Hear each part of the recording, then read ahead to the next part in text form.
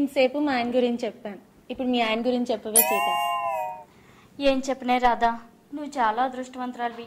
మీ ఆయన నిన్ను చాలా బాగా చూసుకుంటున్నాడు. ఏ మీ ఆయన నేను బాగా చూసుకోవట్లేదా? ఏం చూసుకోవడంలే, నేను చెప్పిన మాట ఒక మాట విండు. చాలా మంచి. అవునా? పైకి అలా కనపడరే.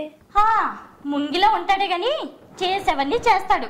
ఒక సినిమాకి తీసుకెళ్ళడు, ఒక షికార్కి తీసుకెళ్ళడు, ఆఖరికి ఆఖరికి ఒక ముద్దు ముచ్చట కూడా లేదే. అయ్యో అలాగా? ఇవన్నీ లేకపోగా నన్ను సూటి పోటీ మాటలతో చాలా హింసిస్తాడు. చాలా సాడిస్ట్. అలాంటి వారిని అస్సలు వదలకూడదు. భార్య అంటే ఇదివరకే ఆడవాళ్ళలాగా బానిసల్లా పడి ఉండేది కాదని ఆయనకి తెలియజెప్పాలి. కానీ నేనేం చేయగలనే రాదా? ఓ తాడు కొని తెచ్చి ఆయనకిచ్చి ఏ చెట్టు కొమ్మకు ఊరేసుకోమని చెప్పు. ఓసి పిచ్చిదానా, ఆ పని నేను ఎప్పుడో చేశాను. ఒక బలమైన తాడు, మంచి తాడు కొని తెచ్చి ఆయన చేతిలో పెట్టి నువ్వు చెప్పమన్నట్టే ఊరేసుకోమన్నాను. అవునా? మరి అప్పుడు ఆయన ఏం చేశారు? అప్పుడు అప్పుడు అప్పుడు అప్పుడు నా కళ్ళ ముందే ఆ తాడుతో స్కిప్పింగ్ చేస్తూ ఎక్సర్సైజ్ చేయడం మొదలు పెట్టారు.